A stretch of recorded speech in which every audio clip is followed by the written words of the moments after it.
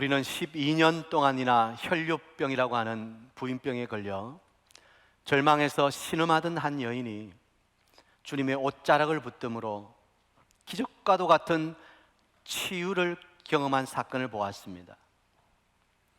그리고 오늘 본문은 12살 어린 소녀가 죽음이라고 하는 절망의 끝에서 예수님으로 인해서 다시 살아나는 기적을 우리에게 소개해 주고 있습니다.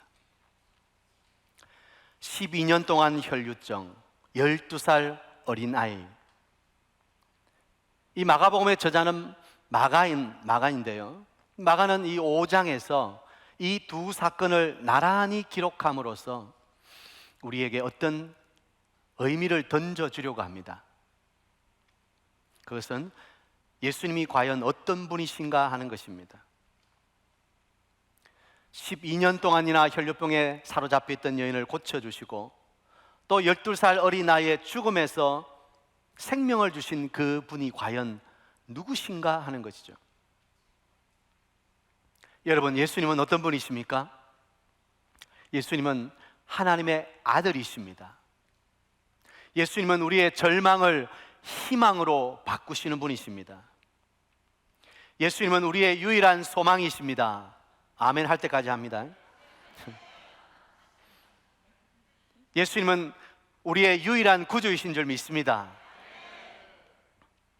우리가 믿고 고백하는 예수님이 어떤 분인지를 분명히 알아야 된다. 마가는 마가복음 5장에서 그것을 우리에게 확인시켜주고 있습니다. 예수님은 12회를 혈류증으로 앓는 여인을 고쳐주셨을 뿐 아니라 12살 먹은 어린 소녀를 살려주셨습니다. 물론 예수님은 병자를 고치시고 또 죽은 자를 살리기 위해서 이 땅에 오신 것은 아니죠. 예수님은 죄로 말미암아 영원한 지옥의 형벌 가운데 있는 우리를 구원하시기 위해서 이 땅에 오신 줄 믿습니다. 그리고 우리에게 영원한 생명을 선물로 허락하신 것입니다. 저는 오늘 이 자리에 참여한 우리 모든 성도님들이 그 예수님을 여러분의 구주로 영접하시기를 바랍니다. 그리고 그 예수님이 주시는 이 영생의 기적을 선물로 받으시기를 축복합니다. 분명히 기억해야 될 것은 예수님은 우리에게 영원한 생명을 주시는 분이시다. 그 예수 이름 외에 다른 어떤 것으로도 우리는 구원받을 수 없다는 것입니다. 그리고 그 이름에 놀라운 기적이 숨겨져 있습니다. 자, 그러면 오늘 본문을 중심으로 예수님의 기적을 체험하려면 어떻게 해야 되는가? 두 가지를 살펴보겠습니다. 첫째, 예수님의 시간을 기다려야 한다는 것입니다. 받아합시다. 예수님의 시간을 기다려야 합니다. 사실 오늘 본문은 22절부터 이미 시작이 되었습니다.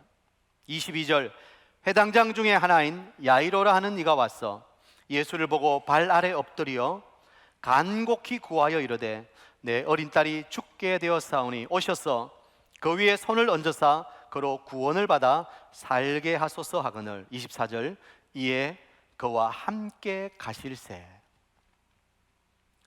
예수님께서 갈릴리 호수를 건너 다시 가버나움이란 지방으로 가셨을 때 회당장의 야이로라고 하는 한 사람이 버선발로 뛰어나와서는 예수님께 엎드려서 간곡히 청을 합니다. 바로 자기의 외동딸 12살 먹은 어린 딸이 죽어간다는 것입니다. 어원들을 불러봤겠죠. 소용이 없습니다. 그래서 예수님이 오셔서 한 번만 손을 얹어주시면 자기의 그 어린 딸이 살아날 것 같다는 거예요. 이 야이로는 그 믿음으로 주님 앞에 나와 엎드려 간곡히 청합니다. 그러자 예수님께서도 이 야이로의 청을 들으시고 그와 함께 그의 집으로 발걸음을 옮기고 계십니다. 그런데 문제가 생겼습니다. 한 여인이 갑자기 끼어든 거죠. 바로 혈류증 여인입니다. 지금 야이로가 얼마나 급하겠어요. 딸이 죽어가고 있습니다. 목숨이 경각에 달려있고 1분 1초가 아까울 때입니다. 그런데 알지도 못하는 한 여인이 끼어들어서 지금 예수님의 발걸음을 붙잡고 있습니다. 지금 빨리 자기 집으로 가야 되는데 그 여인 때문에 예수님이 지체하고 계시다는 거예요. 이 야이로의 마음이 얼마나 타들어가겠습니까? 우리도 신앙생활 하면 이럴 때가 있지요. 주님, 제가 지금 급합니다. 이 문제 지금 꼭 해결해 주셔야 됩니다. 그렇게 울며 불며 기도하는데도 응답이 오지 않습니다. 그런데 옆에 있는 사람은 별로 간절하게 기도하는 것 같지도 않아요. 그런데 응답 받았다고 확 좋아해요. 그러면 우리 마음이 어때요? 속상하기도 하고 주님께 대해 섭섭하기도 하고 또 약간 셈이 나기도 하고 그렇죠. 하나님, 다른 사람의 기도는 저렇게 빨리 응답하시는데 왜 내 기도는 이렇게 더디신지 답답할 때가 있다는 것입니다. 마치 주님이 멈추어 서 계시는 것처럼, 내게는 너무 멀리 계신 것처럼 여겨질 때가 있지요. 그때 우리는 낙심이 되고 좌절하고 또 때로는 기도를 포기하고 싶을 때도 있습니다. 여러분, 그런데 그때가 진짜 중요한 때입니다. 그때가 진짜 중요한 때예요. 그때 이렇게 생각해야 돼요. 우리 주님께서 다른 사람의 기도도 들어주신다면 내 기도도 반드시 들어주실 거야. 그 주님은 반드시 내 기도도 응답하실 거야. 그런 믿음으로 기다려야 된다는 것입니다. 아멘입니까? 왜냐하면 주님의 기적을 체험하려면 내 시간을 내려놓고 주님의 시간에 맞춰야 하기 때문에 우리는 너무 급해요. 지금 당장입니다, 주님. 내일 아니고요, 지금입니다. 너무 급해요. 그런데 주님은 우리에게 말씀하십니다. 조금만 더 기다리렴. 너의 시간표가 아니라 나의 시간표가 있단다. 하나님은 우리가 기다리는 동안에도 여전히 일하고 계시는 것을 믿으시기 바랍니다. 우리가 이것을 믿어야 되는 거예요. 이스라엘 백성들이 출애굽해서 요단강을 건너서 약속의 땅 가나안에 들어갑니다. 그런데 그 가나안 첫 성인 여리고의 성이 얼마나 견고한지요. 난공불락입니다. 그런데 하나님께서는 여호수아를 부르셔서 그 여리고 성을 하루에 한 바퀴씩 6일 동안 돌라고 말씀하십니다. 그리고 제 7일째는 7바퀴를 돌라고 말씀하시죠. 자, 이스라엘 백성들이 돕니다. 하루 다 돌고 들어오는데 아무런 변화가 없어요. 둘째 날도 셋째 날도 5일이 가도 6일이 가도 여리고성은 뭐 돌 하나 떨어지지 않아요. 이스라엘 백성들이 얼마나 마음이 답답했겠어요. 좀 돌다 보면 동쪽 벽이 허물어지고 또 좀 돌다 보면 저쪽 북쪽 벽이 허물어지고 뭐 그래야 되는 거 아닙니까? 그런데 6일 동안 돌아도 아무런 변화가 없어요.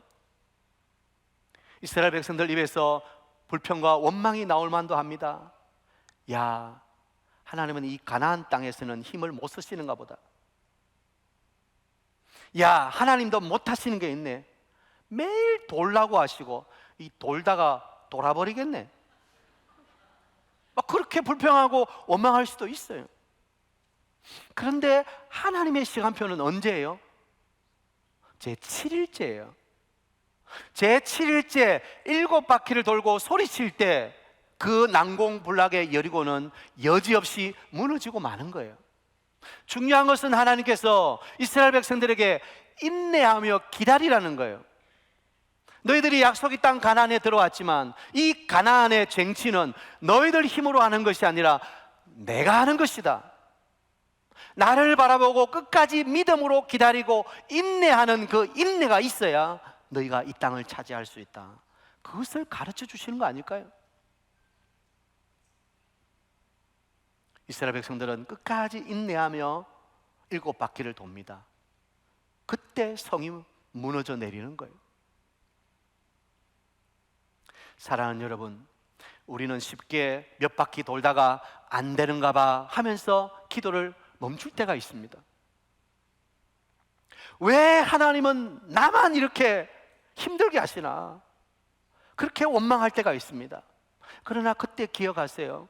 하나님은 지금도 일하고 계십니다. 하나님은 하나님의 시간표대로 일하고 계십니다. 지금도 여러분의 그 기적의 현장을 향해서 째깍 하나님의 시계는 움직이고 있습니다. 우리가 그것을 지금 보지 못할 뿐이죠. 우리 하나님은 반드시 역사하실 것입니다. 아마 야이로는 지체되고 있을 때 그의 마음이 정말 타들어갔을 거예요.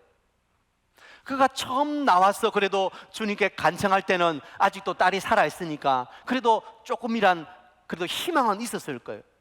그런데 우리가 알듯이 딸이 죽어버렸어요.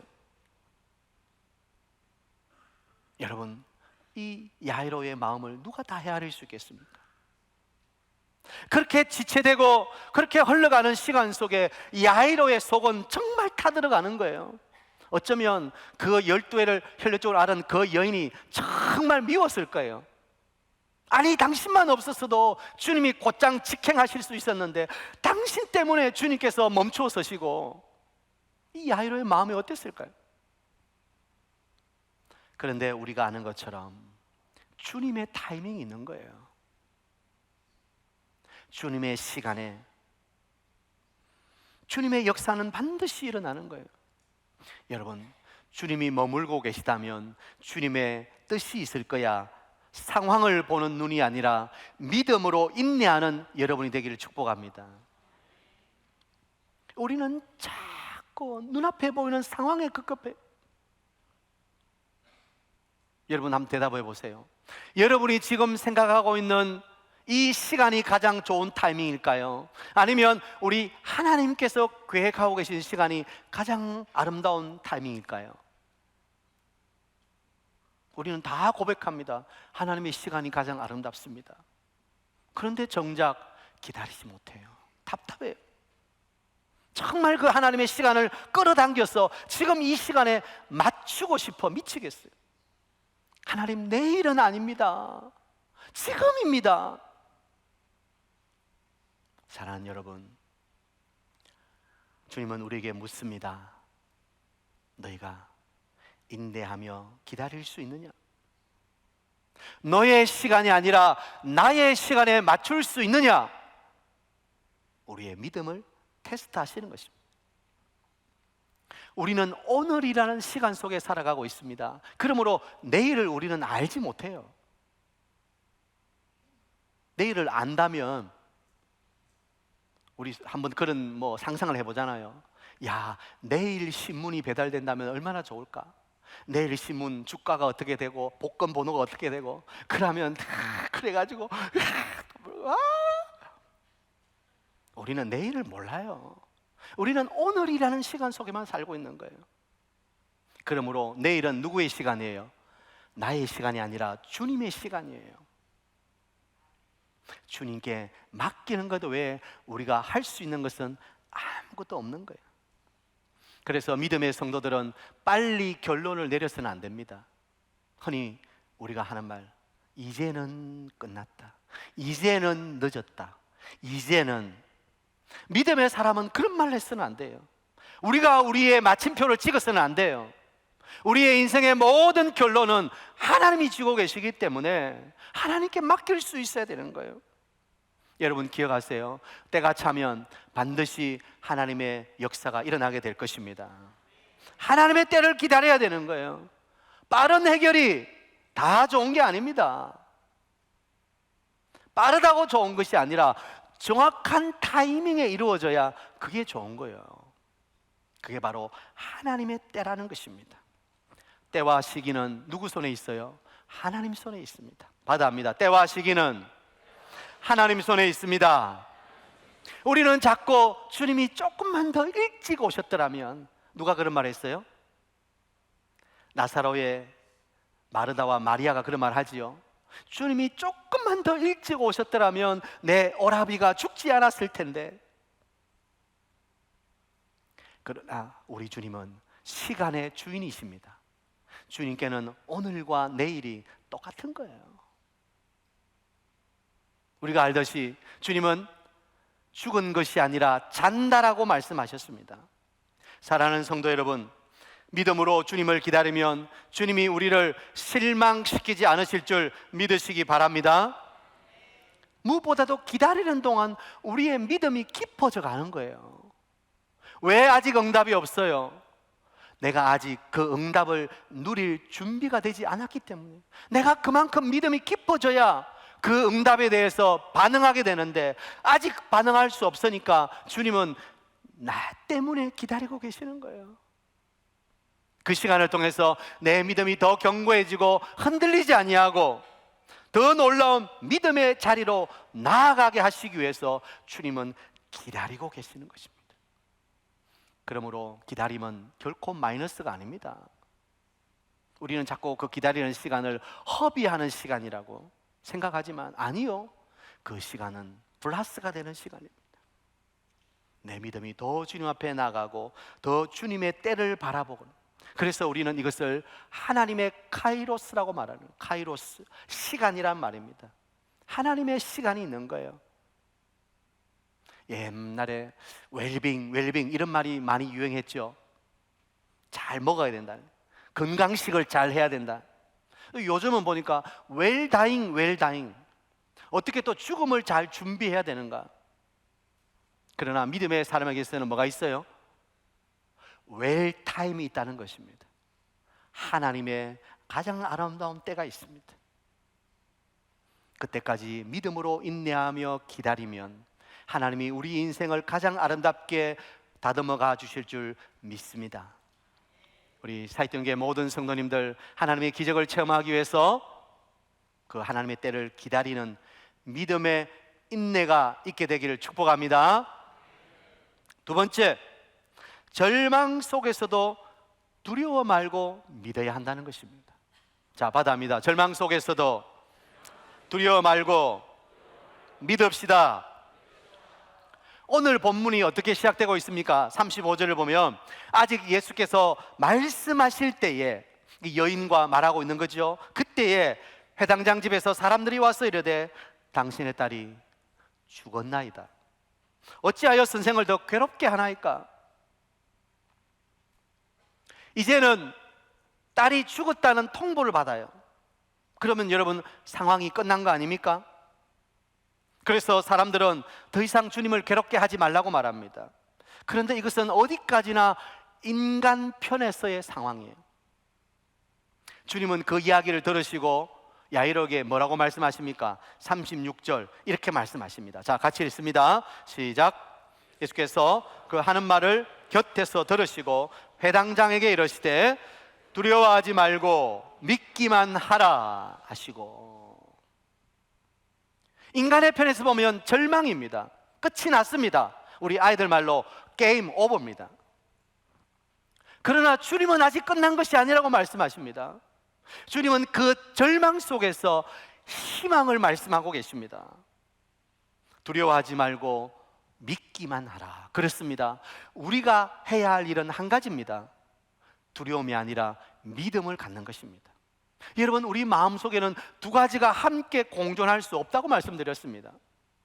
두려움이 가득 차 있는데 믿음이 자리할 수 없습니다. 반대로 내 안에 믿음이 충만하면 또 두려움이 떠나가게 되는 거예요.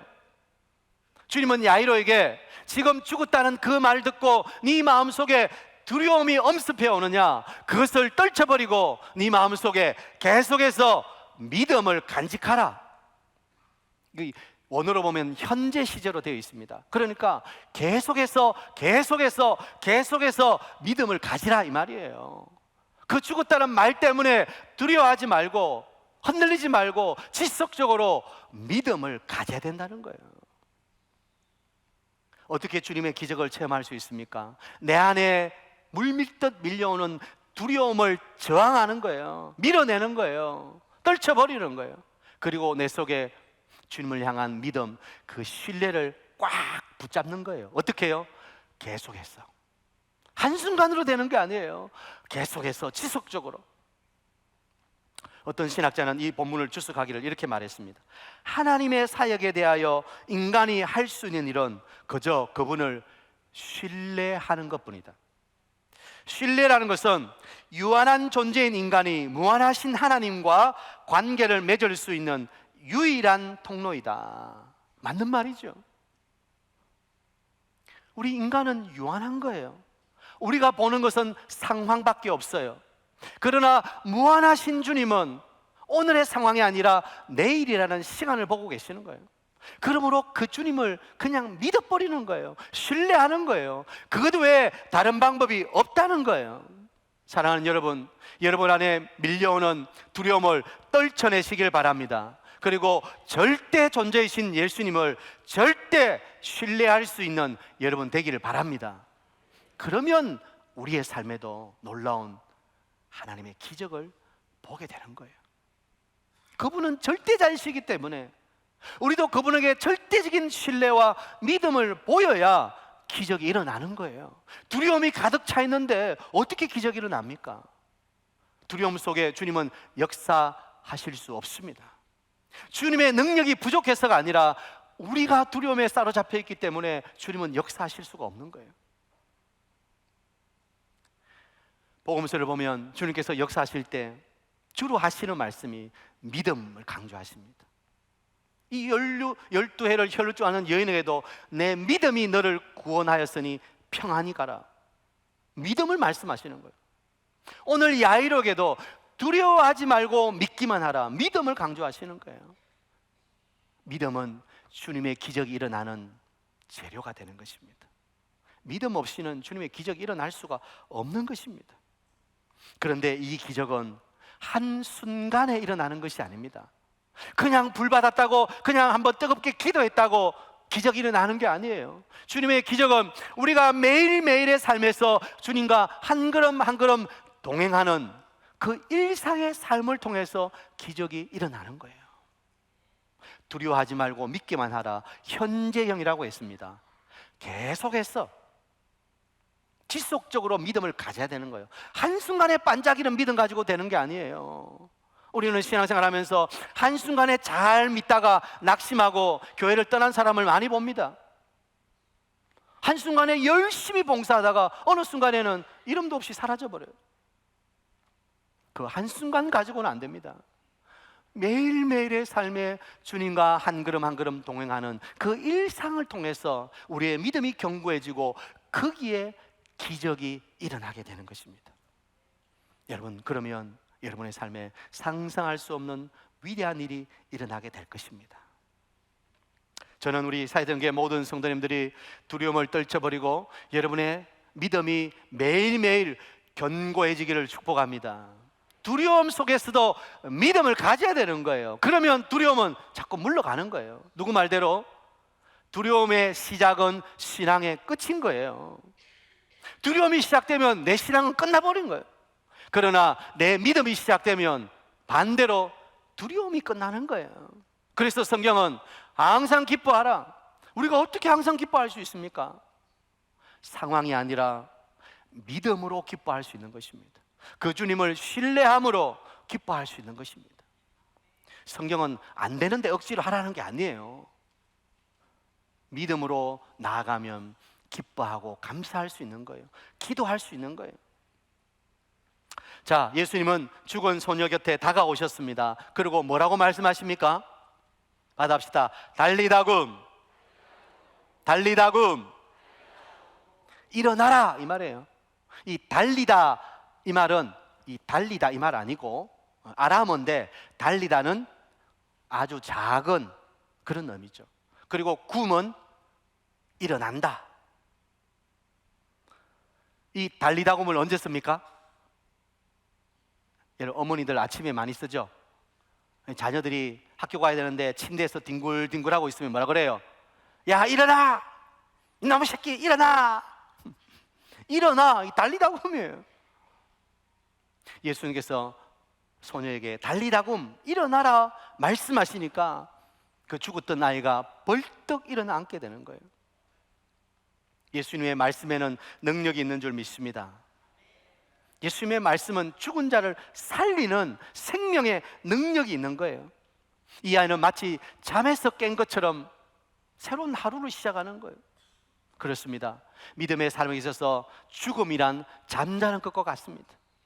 주님은 죽은 것이 아니라 잔다라고 말씀하셨어요. 아담의 범죄에 의해 모든 인류에게 미친 죄의 결과가 뭡니까? 그건 죽음입니다. 죽음은 누구도 피해갈 수가 없습니다. 아무리 권력이 있어도, 아무리 돈이 있어도 죽음은 피해갈 수 없는 거예요. 운명이에요. 그러나 예수님은 이 죽음마저도 정복하셨다는 것을 마가는 우리에게 보여주고 있는 것입니다. 죽어 있는 이 소녀를 향해서 말씀하실 때 죽음이 떠나가고 새 생명이 찾아왔습니다. 아니, 그분께서 친히 십자가에 달려 죽으시고 3일 만에 부활하심으로 죽음의 권세도 이기셨다는 것을 예수님은 보여주셨습니다. 그러므로 그 예수님을 믿는 모든 사람은 우리 안에도 새 생명의 역사가 일어날 것을 믿는 것입니다. 부활은 이제 우리에게도 주어진 선물인 거예요. 예수님만 부활하신 것이 아니라 그 예수님을 바라보고 부활을 믿는 우리 모두에게도 부활의 역사가 일어날 줄 믿으시기 바랍니다. 죽음으로 인해 절망과 애곡으로 가득한 이 세상에 생명의 기쁨을 노래할 이유는 바로 예수님이 우리의 구주가 되신다는 사실입니다. 예수, 그 이름은 부활의 능력입니다. 예수님의 말씀에 생명이 있는 줄 믿으시기 바랍니다. 요한복음 11장 25절 26절 예수께서 이르시되 나는 부활이요 생명이니 나를 믿는 자는 죽어도 살겠고 무릇 살아서 나를 믿는 자는 영원히 죽지 아니하리니 이것을 내가 믿느냐? 예수님의 부활을 남의 이야기처럼 들어서는 안 돼요. 그 이야기는 내 이야기고 그 예수님의 부활을 나의 부활로 믿어야 되는 것입니다. 오늘 예배하는 여러분 가운데 이 믿음의 복이 있게 되길 축복합니다. 믿어야 되는 거예요. 아는 것으로 거쳐서는 안 돼요. 들은 것으로 거쳐서는 안 돼요. 예수의 부활이 나의 부활인 것을 믿어야 되는 것입니다.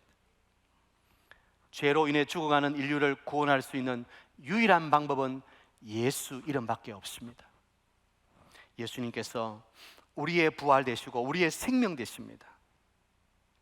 오늘 예배하면서도 죽음에 대한 두려움이 있는 분이 있습니까? 아이고, 내가 죽으면 어떡하지?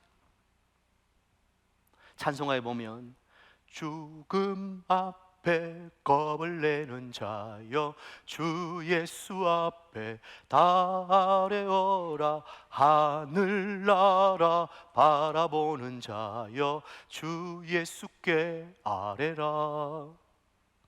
죽음 앞에 겁을 내고 있다면 주님께 아뢰야 되는 거예요. 주님 두렵습니다. 겁납니다. 그러나 부활과 생명이 되시는 주님이 내 안에 계시기에 내가 이 죽음에 대한 두려움을 떨쳐버리게 하여 주시고 영원한 생명의 부활을 확신하게 해 주시옵소서. 그렇게 주님께 기도하면 주님께서 우리 안에 부활의 생명이 역사하도록 은혜 베풀어 주실 줄 믿습니다. 제 말씀을 마무리하겠습니다. 오늘 우리가 살고 있는 이 시대를 절망의 시대라고 말합니다.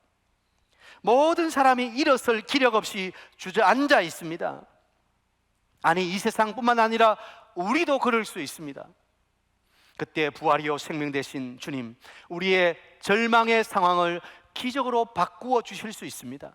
그 예수님이 여러분과 함께하고 계십니다. 그 예수님의 말씀이 여러분 안에 있습니다. 예수님이 이렇게 말씀하셨습니다. 요한복음 5장 25절 진실로 진실로 너에게 이르노니, 그 다음에 같이요 시작. 죽은 자들이 하나님의 아들의 음성을 들을 때가 오나니 곧 이때라. 듣는 자는 살아나리라. 듣는 자는 살아나리라. 예수님의 말씀을 듣는 자, 예수님의 그 부활의 소식이 나의 부활임을 믿는 자, 그 자는 살아나게 될 줄 믿습니다. 오늘 주님은 달리다굼, 일어나라 말씀하십니다. 그 말씀을 듣는 순간 우리를 절망케 하는 그 상황은 희망이 될 것이고 부활이 될 것이고, 우리는 절망을 박차고 일어나 내일을 향해 달려나가게 될 것입니다. 우리 사이등교회 모든 성도님들이 달리다고 말씀하시는 주님의 말씀을 듣고 일어나 찬란한 미래를 향해서 함께 나아가는 여러분 다 되시기를 축복합니다.